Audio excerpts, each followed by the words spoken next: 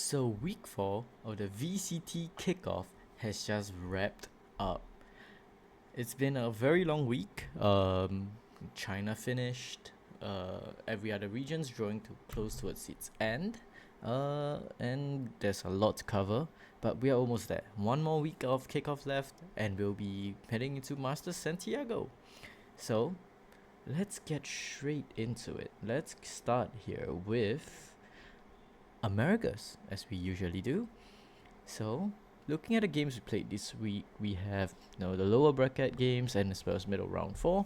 So all the regions are currently in this state, right? So we have, other than maybe the middle round 4 game in the other regions, I think the other regions haven't played middle round 4, other than China, of course.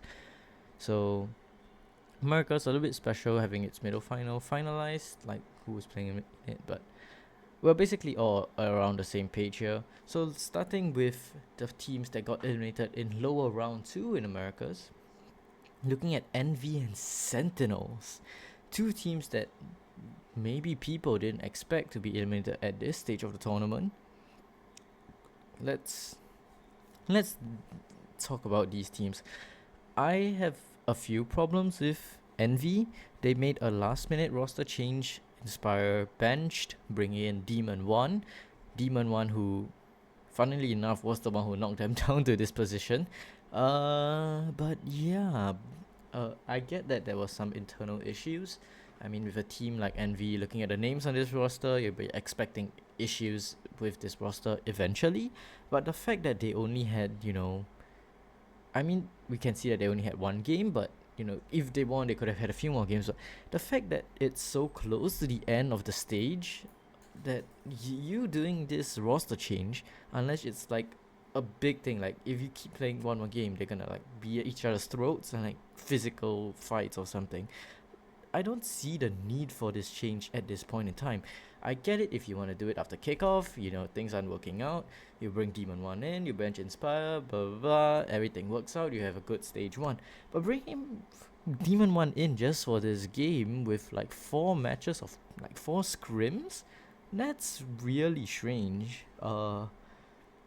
He's a good player, of course, he did well, but it's a really strange choice to make this substitute. I'm not sure what management's doing. Maybe there are internal issues that are more complicated than we realize, but I still don't think that it was a good idea. I don't like this decision. But moving on from MV, we have Sen. Sen losing 2-0 against Leviathan. Narrate looked better. Individually wise, I know a lot of people was giving him a lot of flack for it, and there's some drama and stuff, but individually he looks fine. But I still think Sentinels, like I said in previous videos, I don't think like a simple roster switch or something would work. It's definitely a macro issue, understanding of how they approach this meta. I think it's wrong. I hope they take this time off between February 7th is when they lost to stage 1, fixed up their issues, and hopefully we see a more competitive Sentinels challenging towards at least the middle of the pack in Americas, because this is not looking good for them so far. Well, moving on to the teams that actually beat Envy and Sen, we have EG and Leviathan, who swiftly, after they eliminated Envy and Sen, got eliminated themselves in lower round 3 by 100 Thieves and Cloud9 respectively. So Lev, in their game against C9, they just kinda got diffed, really. It wasn't really close. They just kind of got blown out of the water. Lev still playing this very slow, methodical style. I don't like it from them. I think owner has to, see that something is wrong with this playstyle. It clearly doesn't work with the players and the talent they have. Sato also had a very rough game against C9. Just overall pretty bad from Leviathan.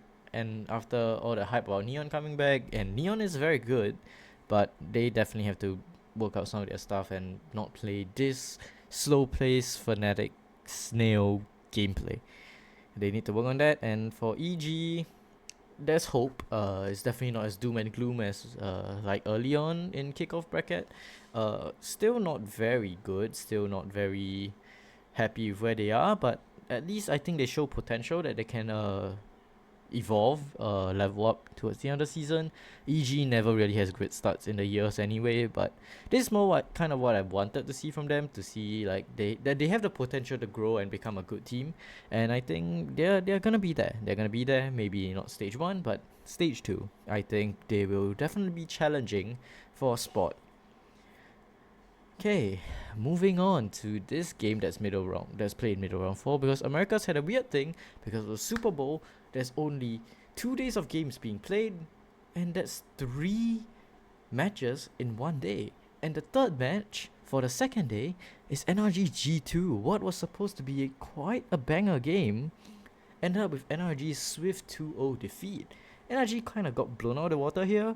I say they got caught off guard by G2. G2 put out some very interesting, very cool new double duelist comps that honestly get more into G2 later, but those comps are very, very good. I think they're definitely cooking. But for more on NRG's side, yeah, they got caught off guard as I said. But honestly, I'm sensing a bit of danger here. You're looking towards the top bracket. MIBR Furia, both MIBR, trying to secure themselves as a super team, the best team in Americas. G2 bring out their new stuff, clearly already swiftly dispatching NRG. And then you're looking at Furia as NRG's maybe best chance of winning against Furia and whoever wins lower round 4 to try and get to a Masters 1. But honestly, I have faith in Furia. Furia has been showing that they can play a very, very good game of Valorant, and I feel like that's been kind of missing from NRG so far. They have some cool stuff and, very good players of course, but something still feels like it's missing in the NRG camp. But yeah, I don't know. We'll have to see, but they're definitely at a risk of not making it to Santiago, whereas the opponent who knocked them down to low bracket G2, like I said earlier, brought in new ideas, playing very cool double duelist stuff, putting Baby Bay on that role, which is what I thought they kind of brought Baby Bay in for. Obviously, Baby Bay known for being like kind of a hype man, kind of like bringing the vibes up, like the vibes merchant guy, but he was a duelist player. Like, I get that they didn't really want to play Leaf as duelist because Leaf is kind of a goat on that Sentinel role, so I was really puzzled when they brought Baby Bay in just to kind of make Baby Bay play Leaf's role and Leaf play Jonah's role. But it's all weird, but they did it. They fixed their things. They're looking very good now. And I'll be very surprised if they don't make it to Santiago. Yeah, in this middle final, honestly. But obviously they could lose to whatever team comes out from the upper bracket. But I think it's a surefire shot that they're making it to Santiago. Now, for the match of the week in Americas, the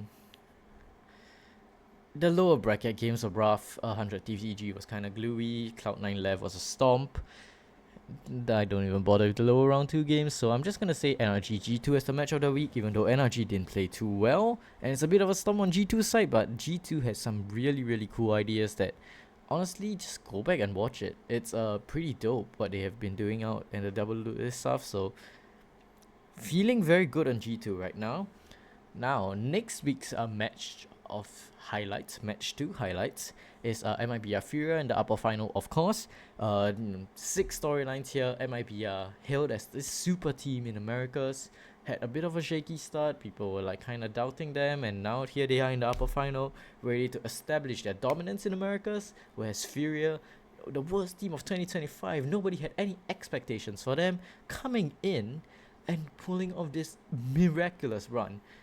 If they win this game, it will be the upset of the whole century. Like, there will not be another crazy run of you've seen from another team that's as crazy as this. So very, very crazy game, crazy storylines. Should be a fun one as well. I think these two teams are pretty closely matched, and for Furia, I feel like this is their best shot at just winning against MIBR, qualifying to Santiago in first seed. I'm excited to see this next week of game. Should be very good. It's a very packed schedule as well for the entire week across all 3 regions remaining. So yeah, should be a good week of Valorant. Next, let's finally for Americas, actually, let's have a look at our pick'ems. I don't even know why I still bother looking at the pickums because it's all wrong. Like, we're not gonna get it. Like, this will be wrong. That is already wrong. This could happen, but it's not great. See, we're all the way down at 35 points. Don't bother looking at my pickums here. Let's just move on to EMEA. So EMEA, we've played the lower round once 3, and middle round 3 this week. So let's start with the teams that were eliminated in lower round 1, being Foot and Pacific Esports. Starting off with Foot. Foot just I guess they didn't look too good. A lot of people had them kind of high on their power rankings. Sideshow, I think even Mini, or maybe Sliggy. I don't think it was Sliggy. I think it was Mini. Kind of had them high on their power rankings. Maybe it's like a TMV curse or something that kind of made them shit. But it just didn't look very good. Foot. And they've already made a roster move. They've benched Baha for Kirax. Kirax was on the Foot Esports roster last year, known as a KO1 trick, which is kind of strange since they have Crostelli on their team, who I think is also known as a KO1 trick, but they've always played weird shit anyway, so let's see what they have for us in stage 1. Whereas Pacific losing 0-2 to Ulf. Ulf looking like one of the weakest teams previous weeks because they're playing with subs. But I'm gonna shoot Pacific some bail here. Their coach, leader, had to step away due to some family emergencies, so couldn't be there for this game. I don't know whether he's still with the team in the future or whatnot, but it was a very sudden change for this game, and I'm gonna shoot them some bail for this. Not too much to talk about there. Moving on, we have KC and Alf, who eliminated the two teams I just mentioned, but quickly also getting eliminated themselves in lower round 2. KC again, just not looking too great, but they have a very strong Abyss, blowing out Liquid, and as well as now Heretics on Abyss, looking like a very good Abyss team. So that's one positive you can take away, KC fans. Other than that, Ulf playing with sub still. Didn't really expect them to do too much damage. Got a map of Liquid. Liquid who still's a bit shaky, but we'll talk about them a little bit more later. But I think they should be fine with this. They got a win over Pacific Esports. They're gonna get their players back, I hope, for stage 1. I think at least Sop and or Echo, if not both of them, one of them will at least be back, I think. So that should be good for them. They should be a much stronger team in stage 1. Just see a revitalized Ulf, which makes EMEA kind of a very, very interesting region to watch. When was the last time we said that? Okay, moving on to lower round 3. We have Na'Vi and Giant X actually being eliminated here. This is quite a big shocker for a lot of people. I think a lot of people had Na'Vi rated quite highly, especially we've seen them going their upper bracket run all the way to upper round 3. Still looking pretty good, even though got diffed a little bit by Genomates. Playing a close game against Fnatic, and then coming down here playing against a Heretics who was struggling. But Heretics kind of just turned up, Na'Vi didn't, and they got eliminated. So a little bit bad from Na'Vi there, kind of disappointing. And Giants as well, just not looking too great. I expected them to be closer towards the top 4 rather than all the way down here, losing against Liquid. Okay, not much to say other than disappointed and hope to see more from these teams in stage 1. Moving on, the teams that eliminated the previous two teams, we have Heretics and Liquid in the low round 4. Both teams here actually look very shaky at times, if I'm being honest. But they managed to find their footing. Benji especially called him out last week. Turned up big time against Na'Vi. Kind of looking like the Benji we all know he was. If you remember that famous split clip of him on Cypher shutting down Paper X 1v4. That's the Benji that we would like to see. And yeah, two teams here shaky but managing to find a footing. Should be a game. I think it should be pretty close, this low round 4 game, but I don't really know what to expect here. But okay, moving upwards, we have going to look at the teams in middle round 4 in Fnatic and Vitality. Fnatic getting a 2-1 win against Na'Vi. Like I said earlier, it's a close game. Whereas Vitality kind of just blew Giant out of the water. I think there was some close maps there, but again, I think for Fnatic, there's kind of ramping up back to where people expected them to be, and for Vitality, it's good that they are still performing at a pretty good level, even without Sayonara. Not saying Unfake's bad again, but they are switching roles around, and Sayonara is just a very impactful player, very good player, and he's gonna be playing a duelist. But now they have Yampi and IGL on duelist, which is everything's a bit weird, but Vitality are still doing pretty good, so yeah, it's still good for them. They're gonna be playing Fnatic next. Should be a pretty close game, which speaking of, I'm just gonna quickly skip over here since we're talking about this. The next week's match to highlight would be this Fnatic Vitality game. Again, like I said, it should be a pretty close games between two teams that should be good. They should be good. There should be some pretty good Valorant being played here. But yeah, that is the match to look forward to next week. However, the match of the week this week, I would say, is Na'Vi Fnatic. Like I said, pretty close game between Na'Vi and Fnatic. Pretty good stuff we've seen from both these teams. Yeah, just again, Na'Vi kind of disappointed that they lost. Went out with like a whimper against Heretics in low round 3, but that's all we have for EMEA this week. And now let's review our pick'ems. This is not looking too great either. The only thing I really got right is Pacific going out 0-3, but even that was kind of almost wrong. So kind of lucked into that one. 35 points as well here. Not doing too good. Pretty bad. I don't think I can really get this. Yeah, these are wrong, and this could still happen, but I don't think it's likely. So not looking too great for me here on the pick'em side. So let's quickly move on to Pacific. So Pacific, starting off, they played the same games as EMEA, the lower rounds from 1 to 3 as well as middle round 3. So starting off with lower round 1, let's just quickly blast through this because we don't spend too much time on Team Secret. Disappointing, but about where I expected them to be. Whereas on the other side, Vero, also disappointing, but I rated them higher, so I kind of want to see whether they can bounce back for stage 1, because it's their first year in tier 1 with basically 5 rookies. I know Cinder's been around the scene for a while, but he's never played in a tier 1 team before, so I consider him a rookie still. A lot of people do.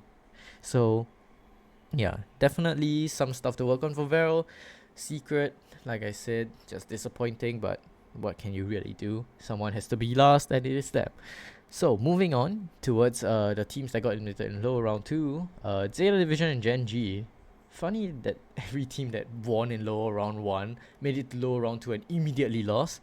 Kinda shows you that there's a ranking in all 3 regions of the bottom 4 so far, but these teams, Zeta, like Team Secret, didn't have too much hope with them.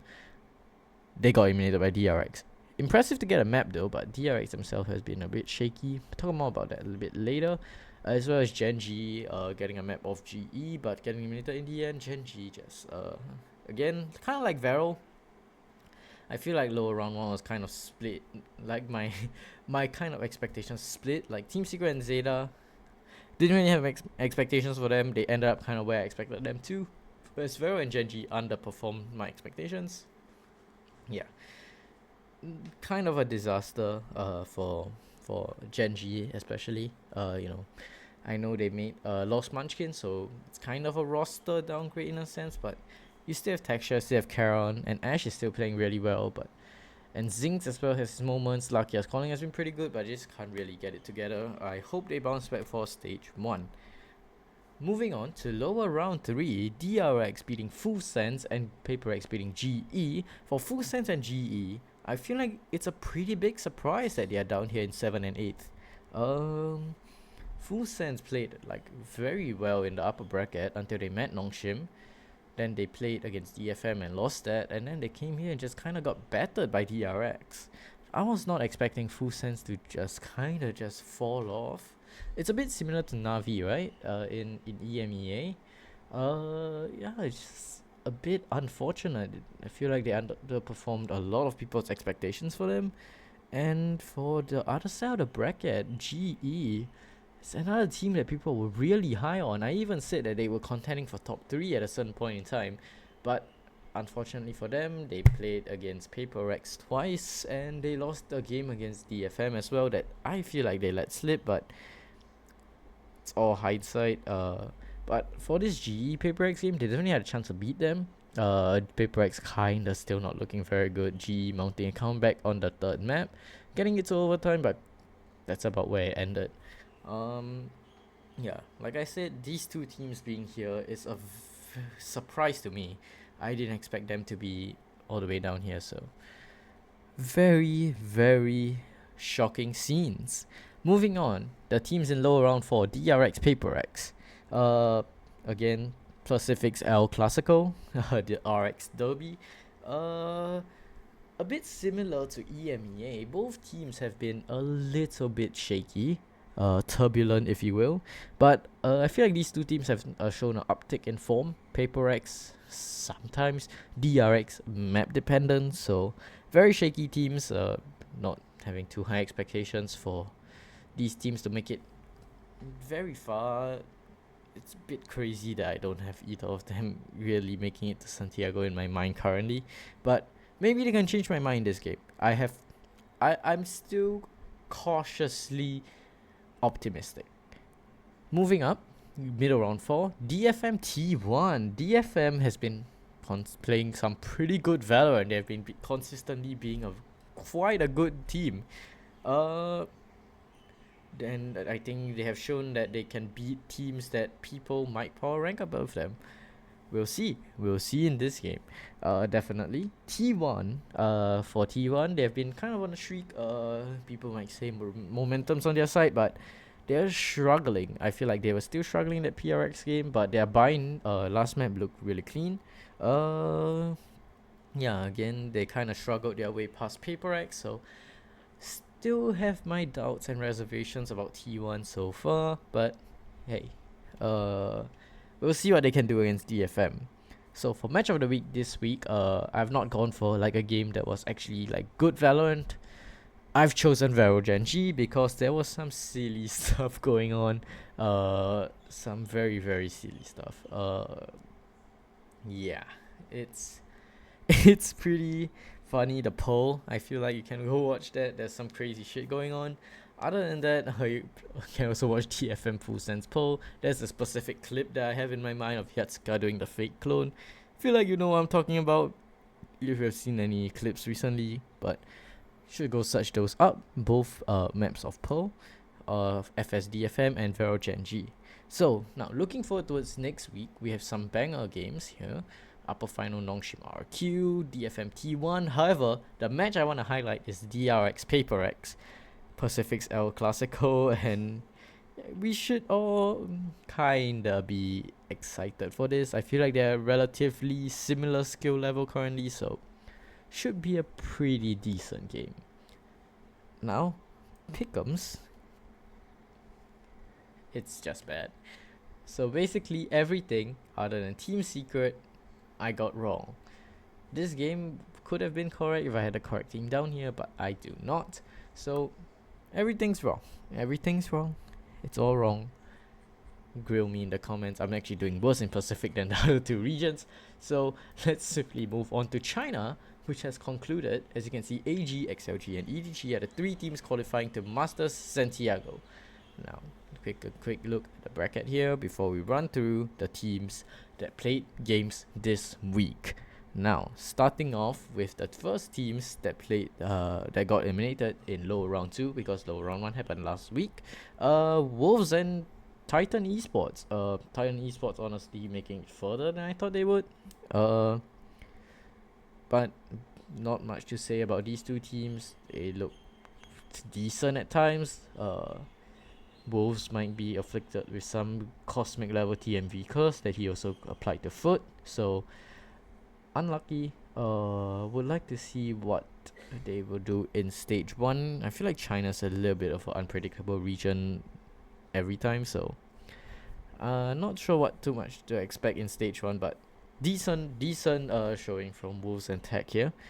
Next, the two teams that we need is JDG and Trace. JDG going out at low round 3. I kind of had them going pretty far. I had them qualifying actually in my pick'ems that we'll see a bit later. But I feel like they played some tough opponents. They played like a EDG who was about to begin their run, and Trace played Tai Lu, who is a pretty decent team in itself. I feel like Tai Lu is a bit underrated. But yeah, I feel like Tai Lu.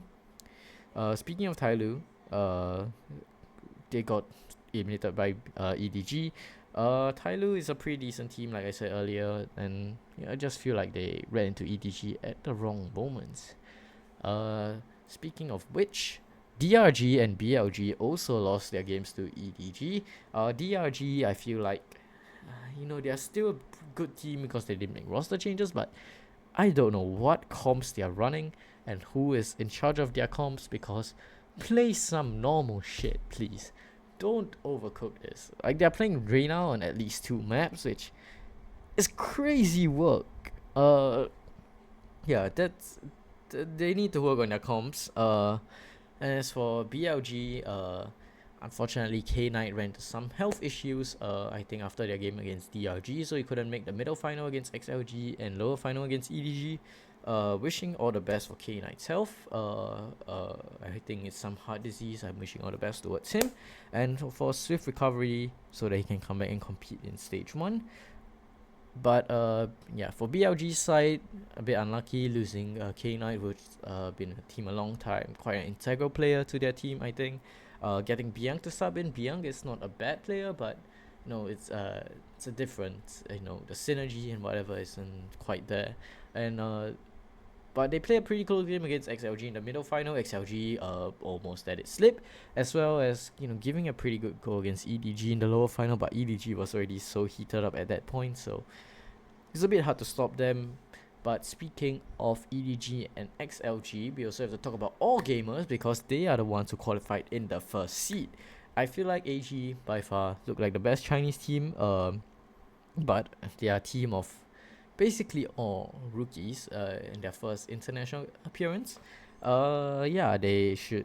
I feel like with a team like this, first time going to internationals, you have to be a bit worried about the pressures that come with an international event.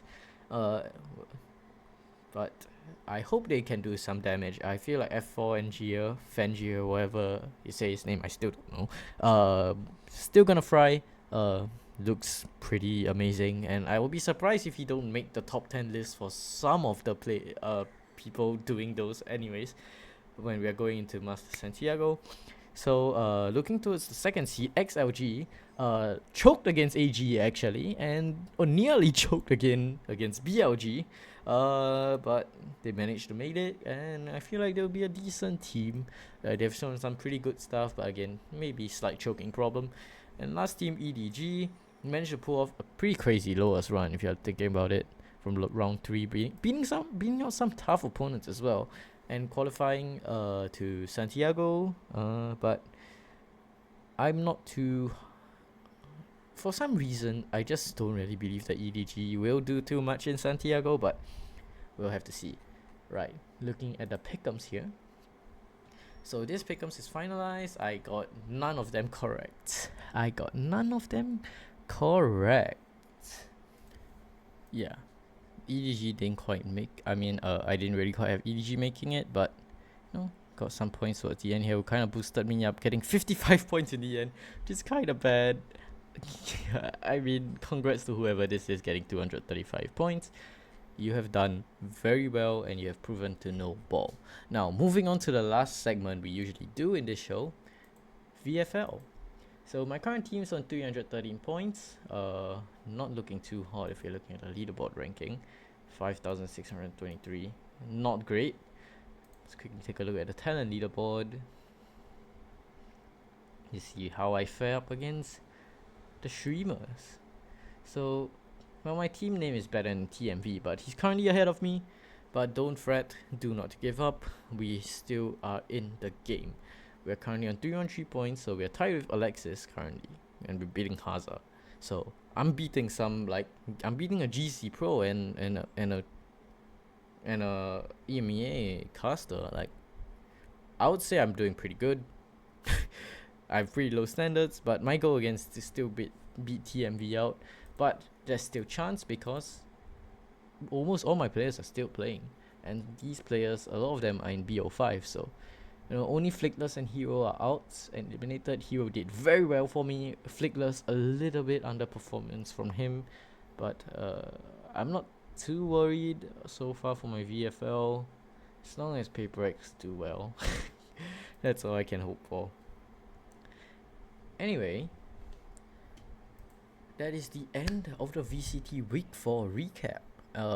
We are heading into the final week of Kickoff now. And today's video was a little bit later than usual. Usually I record on a Monday, edit and put the video out on Monday, but as I was looking to record at my usual timing yesterday, the China lower final was still happening between EG and BLG, so I didn't want to record that without knowing the match results, so I waited a day. So the video's coming out later this week, but fret not, I'll be back next week. Maybe not on the Monday, depending on when the last game ends.